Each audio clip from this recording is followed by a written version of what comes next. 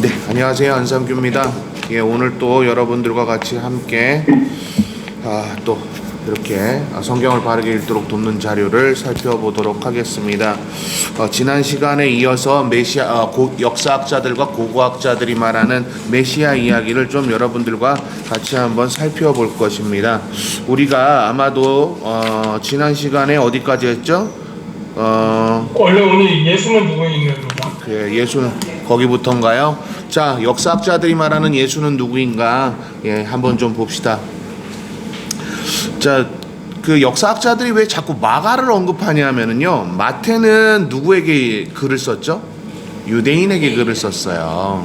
마가는요, 로마인들에게 썼거든요. 그랬기 때문에 유대인들에게 쓴, 그러니까 누가라든지 요한이라든지 마태라든지 이런 경건한 유대인들을 만들기 위해서 글을 쓴 사람과 달리 마가는 이방인이기도 했지만 로마라는 그 배경을 두고 있는 사람들에게 글을 쓴 거예요. 그래서 그들에게 글을 썼기 때문에 좀 더 심오하고 좀 더 뭐라 그래야 될까요? 어떤 식으로 설명을 드려야 될까? 우리나라 번역으로 어떻게 설명해야 될지 모르겠지만 아무튼 마가의 글이 좀 더 로마인들에게 전달하기에는, 이방인들에게 전달하기에는 좋은 자료였다고 해요. 역사 기록이나 문헌들을 살펴보면 그렇다는 거예요. 자, 제가 어떻게 번역을 해야 될지 몰라서 지금 이렇게 설명은 드렸지만 우리나라 말로 한계성이 있어요. 그래서 제가 좀 여러분들한테 조금 안타깝게도 이렇게밖에 설명 못 드리는 게 저도 답답해요. 그래서 나중에는 여러분 DJ 블락이라든지 그다음에 마르케스라든지 요아킴이라든지 이런 사람들의 논문들을 가지고 제가 여러분들한테 한번 좀 소개하는 시간을 한번 가져볼 겁니다. 아셨죠? 자, 예수는 누구인가라는 역사적인 메시지를 한번 봅시다. 마가는 복음의 내용이 하나님의 아들 예수 그리스도의 시작을 알리면서 출발했다고 설명하고 있어요. 그리스도는 이름이 아니고요. 자, 따라해보세요. 별명. 다 몰랐던 거죠. 우리는 예수 그리스도라고 얘기를 하니까 이게 그냥 직위의 이름이었을 거라고 생각했던 거예요. 직위의 또 우리나라 말이 더 생각이 안 나네. 여러분, 안상규가 빵개국어라고 좀 이해해 주세요. 아무튼 그 직위의 그거라고 생각을 하는 거죠, 사람들이. 해당됐다. 그런데 별명이었다는 거예요. 그 당시에 크리스토스라는 개념은 기름 부음을 받았다, 즉 왕이라는 뜻이다 라고 생각할 수 있는데요, 그런 의미로 사용하지 않았다는 것이 밝혀졌어요. 역사학자들이나 고고학자들이 그래서 그럼 크리스토스를 어떻게 바라봐야 하느냐라고 얘기할 때 죄를 담당하는 자로 설명을 하거나, 아니면 기름 부음은 누가 받을 수 있었죠? 옛날에 왕, 제사장. 그래서 왕 같은 제사장이다, 우리 그런 식으로 설명을 많이 했었잖아요. 그것 또한 신빙성이 없어요. 크리스토스라는 개념은요, 역사학자들이나 고고학자들이 전부 다 얘기하는 게 이러한 별명을 얻을 수 있었던 가장 근본적인 이유는 치유의 상징이었기 때문이라고 얘기해요. 이해되셨나요? 그럼 예수의 사역이 치유였다라는 것을 말해주는 결과라고 그들은 발표하고 있어요. 왜요? 로마 시대 때 크리스토스라는 이 이름을 가진 자들이 꽤 여러 명이 있었어요. 사실은요. 몰랐죠? 꽤 여러 명이 있었거든요. 예수님이 사역하던 그 당시 말고 그 전에 크리스토스라는 그 별명을 가지고 있었던 사람이 꽤 있었어요. 근데 하나같이 그 별명을 가진 사람들의 사역이 뭐였는지 아세요? 의사와 같은 사역이었어요. 이해되셨나요? 그러면은 이 부분에서 DJ 블락이 하는 말이 더 신빙성이 있을지 몰라요. 예수의 사역을 통해서 얻은 이 별명은 결국 그가 죄를 담당하러 온 메시아라는 것을 보여주는 사건이다. 자, DJ 블락이 이렇게 얘기를 했습니다. 뭘 담당하기 위해서 왔다고요? 죄를 담당하기 위해서. 죄를 담당하기 위해서. 여기까지 다 이해되셨나요? 봅시다. 그런데 역사학자 중에 저 요아킴은 이 얘기를 합니다. 크리스토스는요 히브리적 개념인 마시아흐, 즉 기름 부은 자에 해당하는 단어인데 구약 시대의 예언자, 제사장 그리고 왕은 그들의 일을 다 감당할 수 있도록 하나님의 성령을 부어 받은, 즉 기름 부음의 상징이었다라고 요아킴은 얘기했단 말이죠. 자, 그러면서 요아킴이 뭐라고 얘기하냐면 메시아는 하나님의 백성을 구원하고, 봐요. 그러니까 DJ 블락이나 요아킴이나 하는 말이 그렇게 다를 바가 없어요. 요아킴이나 DJ 블락이나 전부 다 구원의 키워드가 맞춰져 있다는 거죠. 치유에, 회복에, 리커버리에, 영어 쓰면 안 되잖아. 어렵다. 아무튼 회복 치유에 맞춰져서 사역을 하시는 자가 진정한 메시아다라는 것을 나타내고 있다는 겁니다. 그러니까요, 예수를 만났는데 과거에 얽매여 있어요. 내가 예수 믿는 사람 맞아요? 아니요. 그에게 뭐가 안 일어났기 때문에 예수 믿지 않는 사람이죠? 치유가 일어나지 않았잖아요. 그렇지 않나요? 여러분, 치유라는 것은요 다시 원상태로 회복되다라는 개념을 가지고 있는 거 아세요? 어떤 사람은 그런 얘기들을 해요. 야, 치유라는 말이 결국은 상처가 아문 그 자리에 흔적도 있는 것이 치유다. 여러분, 이거는요 인간적인 개념이고요. 맞아요. 상처가 난 곳에 여러분 아물면 뭐가 생겨요? 예, 흔적이 남죠. 그렇죠. 흉터, 흔적이 남죠. 마커스가 남아요. 그런데 이러한 흔적은 인간의 한계에서 부딪히는 거잖아요. 그렇죠? 생각해 봅시다. 예수님께서 일어나 걸어라 할 때 그 안증뱅이에게, 안증뱅이들 여러분 다리가 얼마나인지 아시죠? 진짜 거의 요만, 진짜 이렇잖아요, 솔직히. 근데 일어나 걸어라 이게 가능할까요? 이런 조그만한 게? 아마 거기에서 많은 사람들이 놀라서 하나님께 영광 돌렸다 그랬잖아요. 왜 그랬을까요? 다리를 봤거든, 그 안전뱅이의 다리를. 그랬더니 어떻게 해요? 힘있고 근육이 붙고 완벽하게 회복되어진 그 상태를 보여주지 않았을까 하는 그 추측을 하고 있다는 거죠. 그러니까 걸어가고. 그죠? 예. 그러니까 우리의 개념으로 자꾸 뭔가 흔적이 남겨져 있을 것이다. 그 흔적도 하나님의 치유의 하나다. 이렇게 얘기하는데 틀린 말이에요. 예수를 믿잖아요. 과거로부터 완벽하게 치유가 돼서 흉터가 남지 않아요. 진짜 남지 않아요. 여러분, 혹시 제가 과거 이야기를 반복해서 이야기하고 그러나요? 흉터 있는 사람들이 하는 얘기 아니에요, 그런 거? 그죠? 월남전쟁 갔다 오신 분들이나 6.25 전쟁 참전하셨던 분들이 막 영광의 상처라고 막 이런저런 얘기들 하잖아요. 그 영화 밀정에서도 그러잖아요. 여기에 두 발, 여기에 두 발, 이거는 군이 1937년 누구에게 맞은 무엇인 거지요, 막 이렇게 얘기하잖아요. 그렇죠? 흔적을 얘기한단 말이죠. 근데 예수를 믿어서 치유가 된 사람들은 흔적을 말하지 않아요. 왜요? 그 흔적이 사라졌기 때문이랍니다.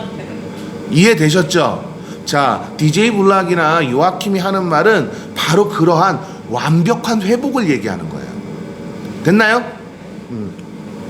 다음, 하나님의 나라를 시작할 궁극의 예언자이며 제사장이고 다윗의 후손을 가리키는 말로 그들은 사용하기를 바랬다는 거죠. 이 별명이. 그러니까 예수님에게 붙여진 이 크리스토스라는 이 별명은 결국 뭘 희망하게 만들었을까요? 다윗 시대에 이스라엘이 어땠죠? 평탄했잖아요. 그렇죠? 어느 외적도 들어오지 못하고 그런 것들을 바랬다는 거죠. 또 볼까요? 신약 성경은 자 요아킴이 뭐라고 얘기하는지 봅시다. 신약 성경은 예수가 바로 약속된 기름 부은 자라고 주장합니다. 그러나 신약 성경 속의 예수는 기름 부음 받은 자 그 이상의 존재라는 것을 확신하게 만듭니다. 그는 명백하게 하나님의 아들이었고 그저 명목상 그런 것이 아니라 하나님의 아들임을 증명했어요. 그 이유는 하나님의 유업을 이어받아서 그것을 실행했기 때문이라고 요아킴은 주장한다는 거죠. 하나님의 유업을 이어받아서 그것을 실행한다는 건 어떤 걸 얘기하나요? 아까 얘기했던 별명 뭐라고요? 크리스토스요. 완벽한 치유요. 완벽한 회복이요. 하늘나라는 누구에게 주어지죠? 회복된 자에게 주어지는 거예요. 다시요. 하늘나라는 누구에게 주어진다고요? 그래요. 흉터가 남은 자에게 주어지는 게 아니에요. 그런 개털모자 이야기 자주 하잖아요. 고대 근동사회에서 개털모자라는 이 단어가 실제로 있어요. 로마 시대 때 이렇게 번거지 같이 이렇게 쓰는 거 있었죠. 그거를 아마 뜻하는 말일 가능성이 가장 높거든요. 근데 이 번거지를 쓴다는 거는 무슨 의미인지 아세요? 자기가 흉터가 많고 자기 온몸을 보이기가 부끄럽다라고 하는 사람들이 썼다고 해요. 그 시대 당시에 시대적 배경을 이해한다면. 그럼 개털모자를 썼다는 건 뭐예요? 치유되지 않았다는 얘기예요. 그러면 천국에 갈 수 있나요? 아니라는 거예요. 그런데 칼빈의 말을 오해한 근본주의자들, 근본주의자들이 어떻게 가르쳤어요? 행위라든지 여러 가지 그런 모든 것들이 다 엉터리라 할지라도 예수만 믿으면 천국 간다. 그래서 어떻게 했어요? 임종하기 전에 귀에다가 말해주라 그러잖아요. 예수 믿고 구원 받으세요. 그리고 거기에다 귀에다 대주고선 영접기도 시키라고 하잖아요. 없다고요. 그런 게 없다고요. 여러분. 네. 이해되셨나요? 또 봅시다. 그럼에도 불구하고 이 칭호는 오해의 소지가 많을 수밖에 없어요. 이 칭호가 뭔데요? 별명 크리스토스요. 왜 그러면 자꾸 이것에 대한 그런 오해의 소지가 계속 일어날까요? 인간들의 눈으로 크리스토스를 이해하려고 했기 때문이에요. 우리는 언제나 문제가 발생하는 게 뭐 때문에 발생하는지를 생각해 봐야 돼요. 하나님의 눈으로 봐야 될까? 아니면 내가 주가 돼서 주관적으로 내가 바라봐야 할까? 이런 부분들을 우리가 다시 한번 생각해 봐야 한다는 겁니다. 하나님의 관점에서 봤을 때는 문제점이 될 게 없어요. 왜? 크리스토스라는 그 이름은 완벽한 치유, 완벽한 회복을 의미하는 즉 그것을 위해서 온 사람이라는 것을 이해하게 되니까요. 그런데 크리스토스를 뭘로 이해하면 문제가 되는 거예요? 인간의 입장에서요. 왕으로, 정치적인 로마를 파괴하는 왕으로 자기네들이 그렇게 믿고 싶은 대로 믿었기 때문에 그런 문제가 발생한 거예요. 그러니 예수께서 기적을 일으키셔도 어때요? 예수가 기적을 일으켰는데요. 예수를 낭떠러지에다가 떨어뜨려서 죽여버리려고 그래요. 근데 그때 예수님이 어떻게 하셨죠? 그들에게 기적을 보였어요. 완벽하게 이렇게 빠져나가는 기적을 보였거든요. 마치 유령처럼 빠져나갔잖아요. 그럼에도 불구하고 그들이 예수를 믿지 않았던 근본적인 이유는 뭐예요? 자신만의 예수를 만들었기 때문이라는 겁니다. 자, 이게 얼마나 중요한지 한번 보자고요. 내가 믿기 편한 방식으로 자기만의 예수님을 만들어낸 사람에게 나타나는 특징이 있어요. 흉터를 계속해서 여전히 그 흉터 때문에 그 흉터에 대한 아픔을 가지고 살아갑니다. 두 번째, 여전히 흉터를 만들고 삽니다. 세 번째, 여전히 다른 사람에도 그 흉터를 전이하고 있습니다. 안 그런가요? 네. 그 사람과 함께 있으면 뭐가 돼요? 지옥이 돼버립니다. 여러분 안 그렇습니까?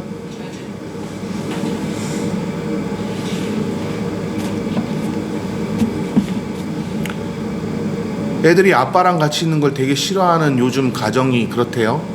제가 우리 교수협의회 가가지고서는 교수협의회에서 얼마나 웃긴 얘기들을 많이 들었는지 몰라요? 아빠를 싫어하는 원인이 뭐래? 물어봤어요. 뭐라 그럴까요? 아빠는 대화가 안 된답니다. 아빠는 하지 말라는 게 그렇게 많답니다. 아빠는 알지도 못하면서 판단을 내려준답니다. 이 세 가지를 얘기하더라고요. 내가 판단해주니 니네? 막 어디 놀러 갔다 오면 너 왜 놀러 갔다 왔어? 나한테 보고해야 될 거 아니야. 혹시 수진아 내가 그런 적 있냐? 자, 뭐가 문제인지 명확하게 드러나는데도 그들은 모르더라고요. 그래서 제가 그랬어요. 제 동기 교수한테, 나는 애들이 나를 오히려 무시하는 것보다 우리 애들이 나를 그렇게 친구처럼 생각하던데, 지 마음에 안 들면 맨날 나 때려도 내가 막 다 맞아주고 막 이러면 애들 스트레스도 풀고 좋아하던데. 그랬더니 하는 얘기, 한 대라도 맞아봤으면 좋겠다. 한 대라도 맞아봤으면 좋겠대요. 이거 얼마나 웃긴 상황입니까? 아휴, 40, 50대가 지금 이렇게 남자가 인정받지 못하는 세상이 돼버리는 것 같아요. 요즘에 그런 얘기들 많죠. 결혼 안 한다 이런 얘기들 많이 하잖아요. 지금 우리나라 추세가 40살 넘어서까지, 그러니까 50 전까지는 그냥 프리하게 지내다가 50대 결혼하려고 하는 추세가 이제 늘어났대요. 그리고 뭐 찾을 상대가 있나? 다 넘고 찾은 사람만 있지. 그게 아니라 지금 현재는 50세 넘어도 결혼 안 한 사람들이 정말 많대요. 정말 많대요. 그래서 이제 나중에 혼자 늙어가다 혼자 죽을까봐 걱정이 되니까 50세 넘어서 결혼을 한대요. 그런 얘기를 제가 제가 MBN 뉴스였나 아무튼 어디 뉴스에서 제가 그걸 듣고 얼마나 웃었는지 몰라요.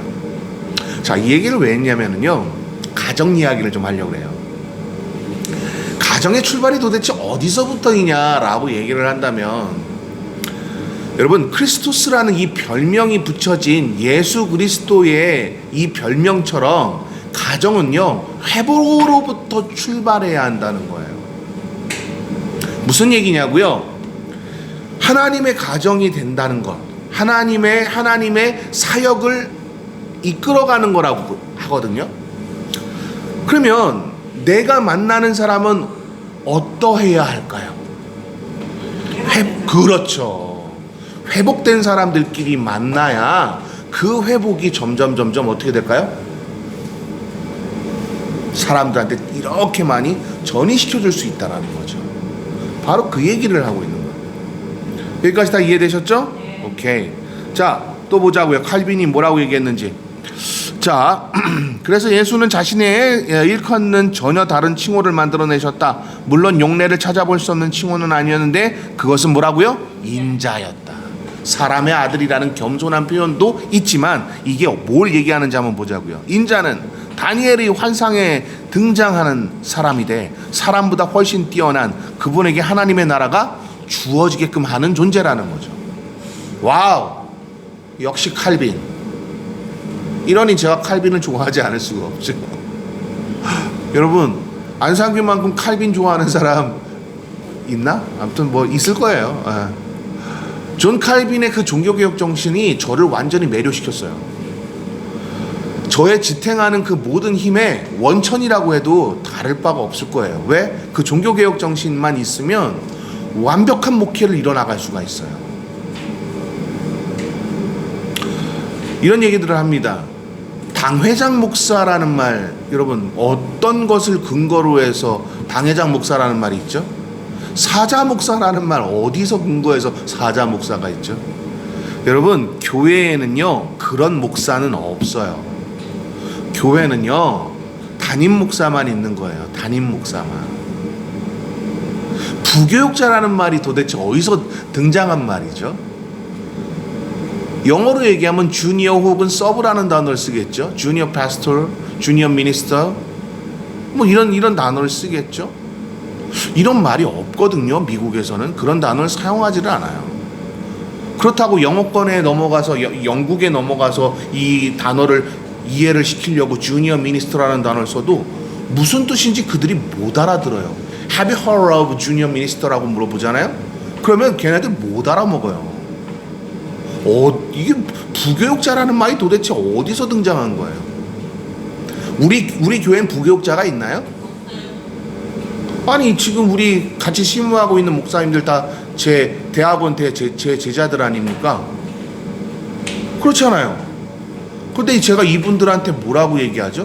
부목사님, 안복실 부목사님, 최요한 부목사님, 제가 혹시 그러나요? 안 그러죠? 담임 교육자라고 얘기하잖아요. 여러분 그렇지 않나요? 제가 이 얘기 왜 하냐고요? 칼빈의 말을 잘 들어보세요. 인자라는 말은 결국 어디에 주어지는 메시지인가? 하나님의 뜻을 명백하게 전달하는 그런 메신저의 역할을 했다면 교역자가, 그러니까 즉 하나님의 도제를 받고 가르쳐서 지키게 하는 사람은 나의 명예를 위해서 어떠한 닉네임, 그러니까 즉 당회장이라든지 어떠한 닉네임, 즉 뭐 사자, 주의 사자라는 표현을 쓰는 사자 목사라든지 이런 단어를 쓰지 않아요. 그들을 책임지고 내가 끝까지 하나님의 말씀을 전달하겠다라는 메시지로 단임이라는 단어를 쓰죠. 어떻게 한다고요? 끝까지. 그렇죠. 끝까지 책임지겠다라는 개념으로 단임이라는 메시지를 쓴다고요.